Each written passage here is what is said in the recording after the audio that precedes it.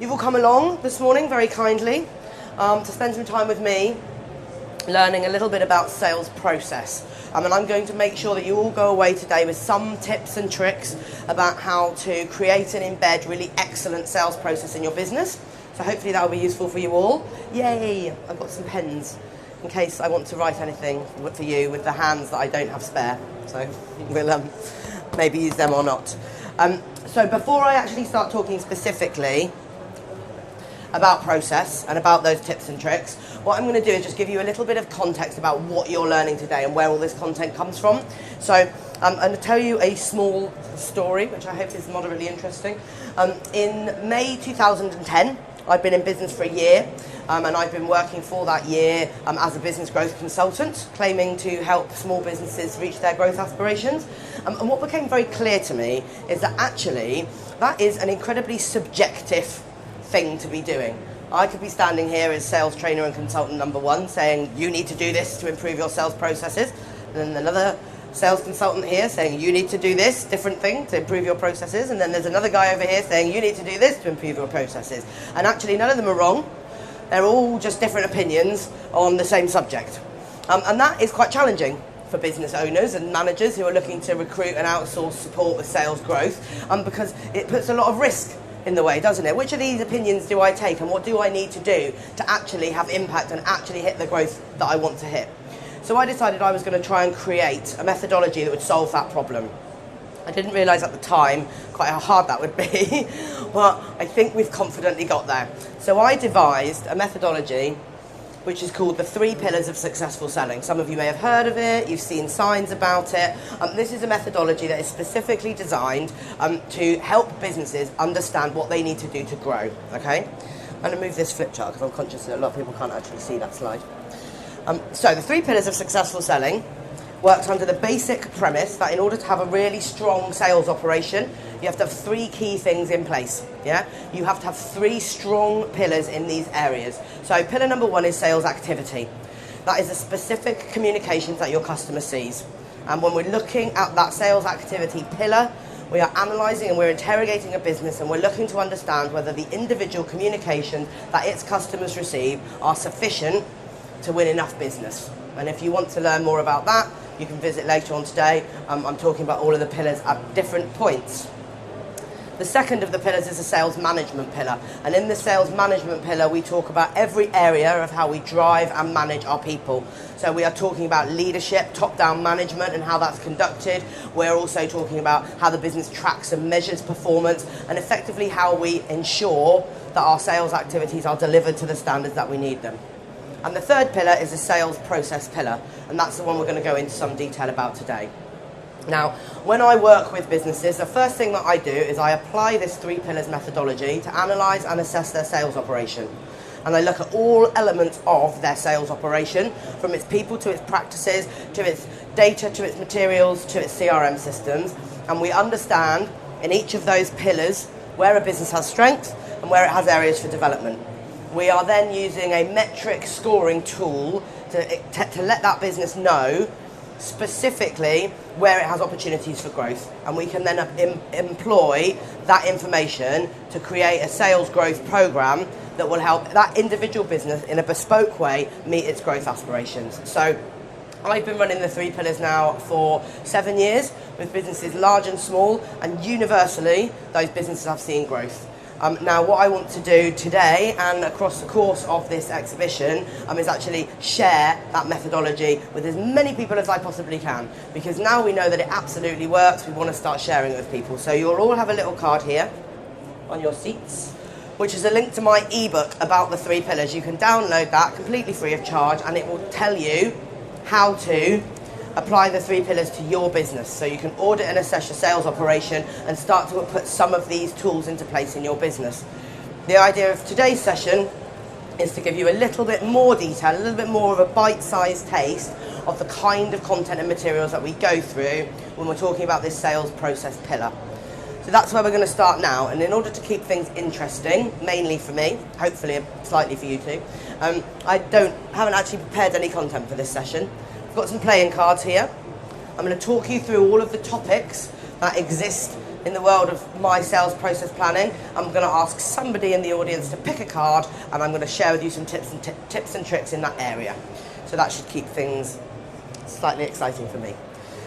So you see on this main card here, I definitely need 3 hands today. This main card here gives you the key topics that I expect a business to be really competent in if they're going to have really good sales process. And when I'm working with business owners, this is what I'm training them on. When I'm assessing businesses, this is what I'm using for my consultancy piece. So the first one is customer journey mapping.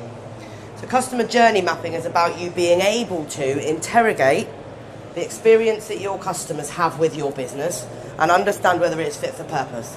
Understand whether it is actually delivering what your business needs it to deliver and maximising the number of clients. And there's some specific tools that we use to understand the journey in your business and understand what gaps there are in it that would make your business more effective. The second area we look at when we're looking at sales process planning is how to create robust sales processes. So actually, okay, maybe I don't have a process at all. I'm a brand new business.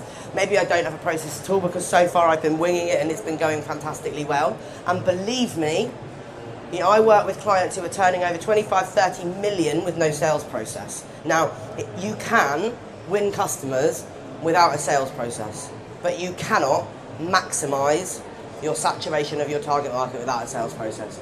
That's what that process planning does. Then we do a lot of work with people about implementing the process.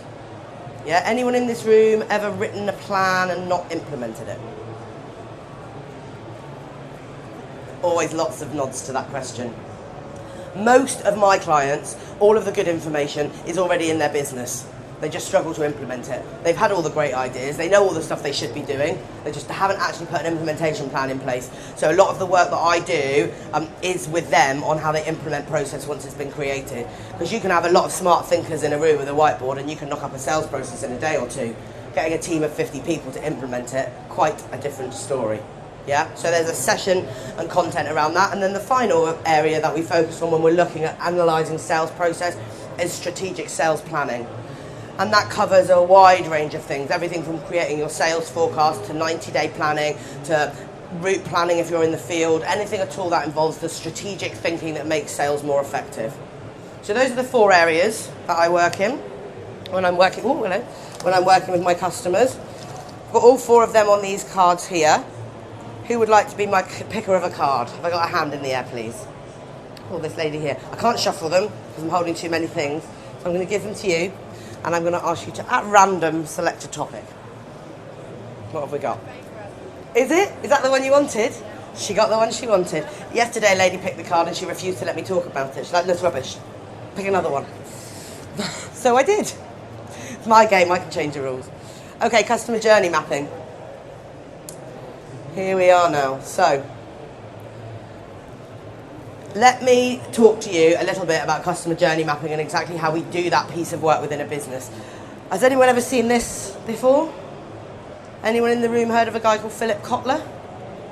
Yeah, anyone who's done a marketing degree in the last 10 years will groan if I say Philip Kotler, because they will have written a lot of long and very boring essays about the man. So I'm sorry about that. Is that true of you? Oh dear. Don't worry, I'm going to cover him in 5 minutes and then you don't need to know another thing. So, when we are customer journey mapping, we are looking to understand exactly how effectively your business is actually able to manage a customer's journey through a business. And if you want to understand how able your business is to manage that journey, you need to have some structure with which to assess that journey. Yeah? And the structure that I use is this customer journey mapping tool here. Philip Kotler did an awful lot of work in the 1960s about how human beings make decisions, okay? And he built this model, which is called a model of rational decision making, which explains to us exactly how human beings make choices.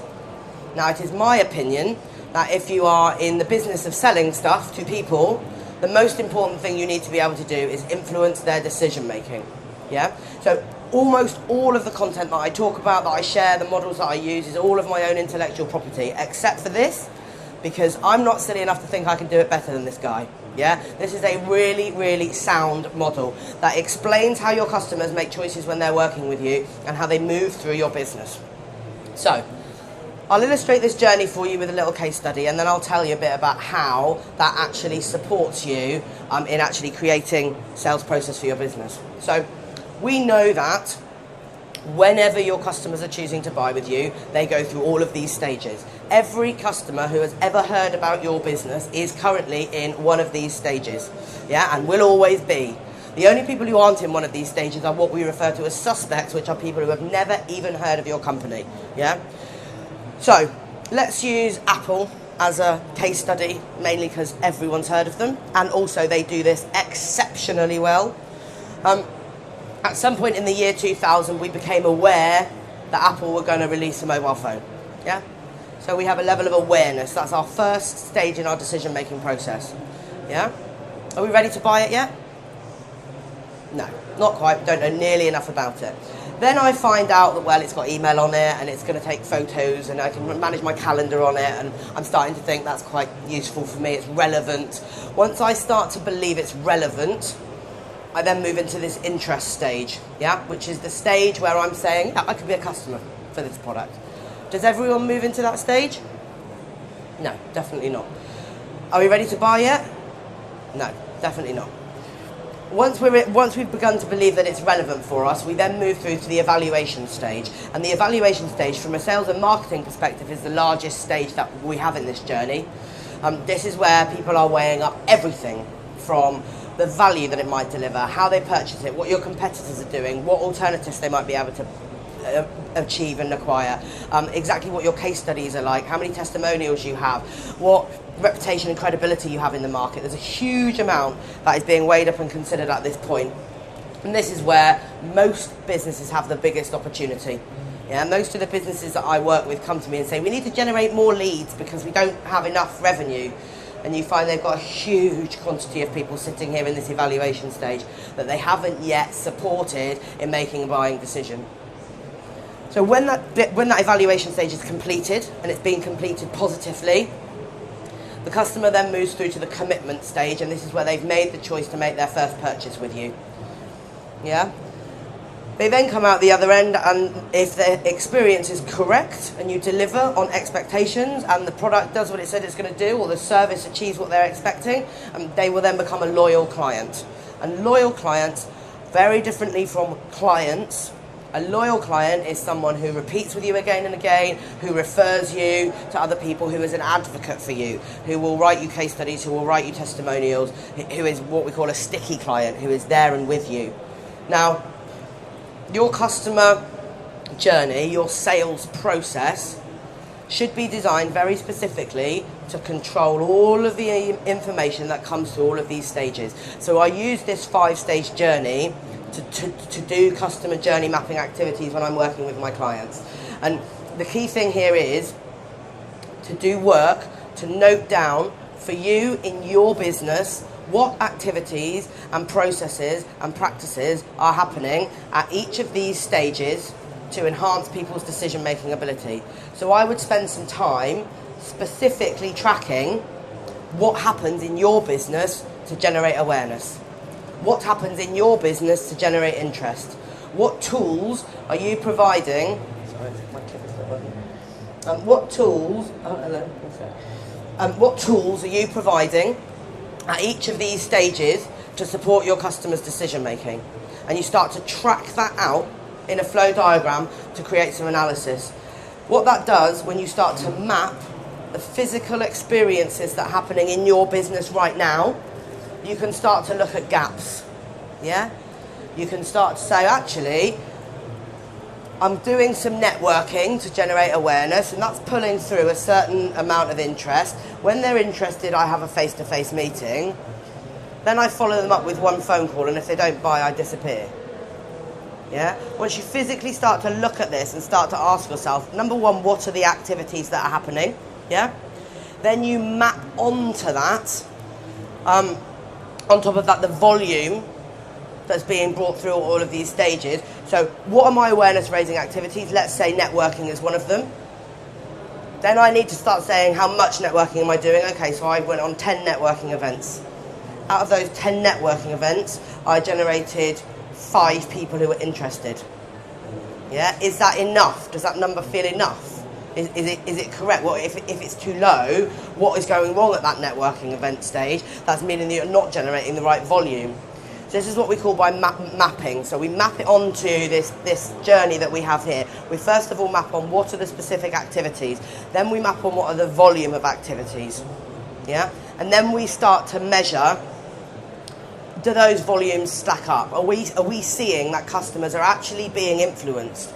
You know, when I put 100 people into the evaluation stage, if only 2 of them come out, I know that I'm not doing enough at evaluation. There is something missing there. That's why I'm getting that bottleneck. So I can start to map that, start to map the conversion rates of how people move through. Yeah? And then I want you to think about something very specific here. This evaluation stage, as I've said before, this is typically most people's challenge. Now that I've explained this to you, do you all recognise that pretty good at generating awareness? Most of us have got a handle on lead generation. We might have a struggle with the volume of it. We all want more leads, right? But, you know, in the main, we can turn on taps to flow leads into the business. It's making sure that they actually turn into good revenue that's key. So here at evaluation stage, I ask my clients to do 2 different activities. The first activity is to think very specifically about what you think your customers are evaluating. Yeah, and I do this in organisations, and I tell you that this piece of paper is not big enough for that activity. There will be dozens and dozens of things that people will be considering when they are choosing to purchase from you. And obviously in the room we will have a vast array of different types of businesses, product-based businesses, service-based businesses, but there will be a lot of very, very detailed things that your customers will be evaluating when they're choosing to buy with you. Once you've done that session of filling a large piece of paper with every conceivable thing that you know people will be considering, and I want you to think not just about the offering that you deliver, the company that you are working in or running, you as an individual, yeah? When our customers are choosing to buy, they're thinking about a lot of things that are not just your product. They're thinking about externally in the world around, in the industry, in the sector, what opportunities they have there. So we do that brainstorming activity to understand what people are evaluating, and then we look back to our process and we think, actually, in our customer journey, is there enough information in there to really enhance that evaluation? And I work with some incredibly successful businesses, and there's never, ever enough information to enhance everybody's decision making. And this is the stage that impacts on our conversion rate. This is where, if we're currently converting 20% of our clients, we can take it to 30 or we can take it to 40. Because what is happening is those people who haven't yet chosen to buy from you haven't yet made a positive evaluation of your business. And therefore, you as the person responsible for driving their decision making need to take responsibility for giving them the tools to make that decision. Yeah, there is a question or a query of theirs that from your big piece of paper that you haven't yet answered. And if you hand on heart start to ask yourself, when you look at all the specific things that those individuals might well be evaluating, and you think, have I, or we as a business, actually given them materials to help them evaluate all of those things? The answer is very commonly no. Yeah, very commonly no.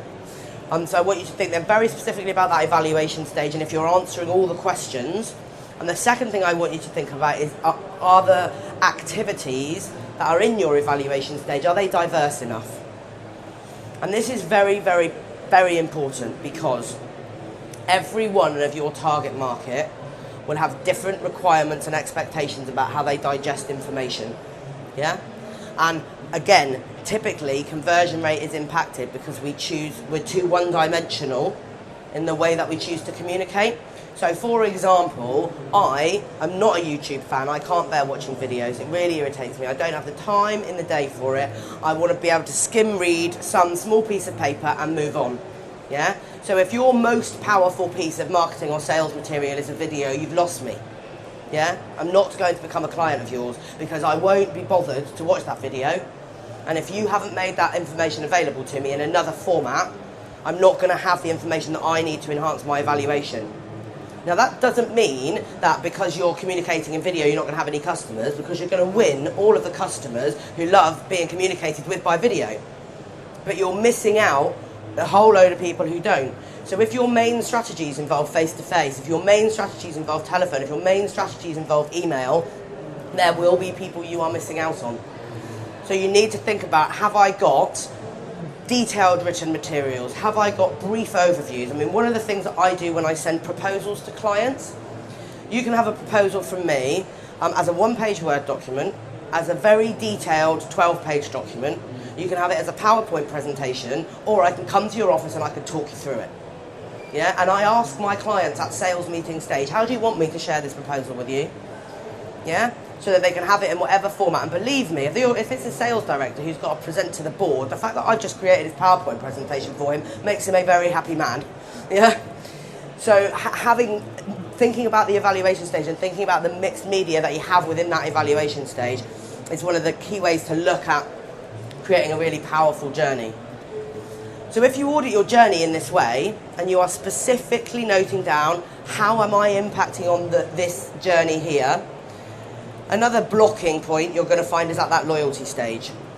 Now, lots of businesses, when I say to them, how many loyal clients do you have? They're like, oh, yeah, 4,500. Big number.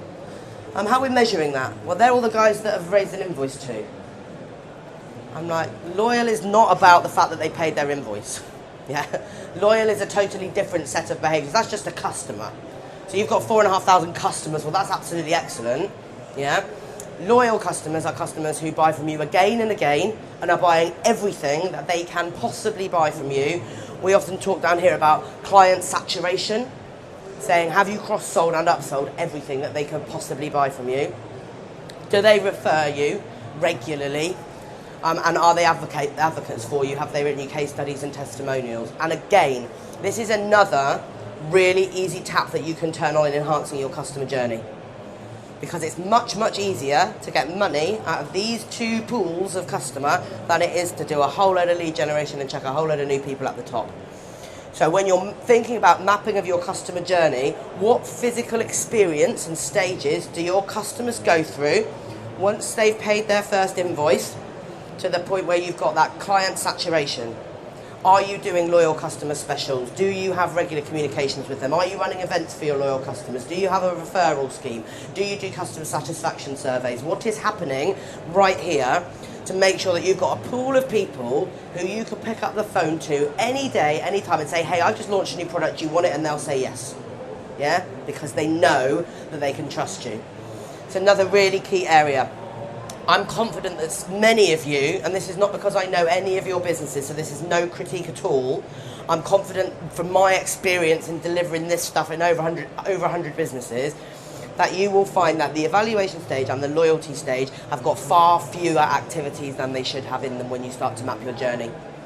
Yeah, there won't be a large enough number of them, and they won't be diverse enough to say, I am ensuring that everybody in these stages is getting all of the information that they need to make their customer decision.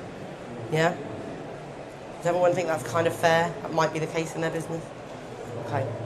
Good, so I'm really hoping, I'm going to skim, this is what you would have seen. This lady picked a different card, skipping through. I'm really hoping that that's been really useful for you. What I want to just go through with you now is a few things that you might want to do to get more information if you found any of this in any way useful or interesting.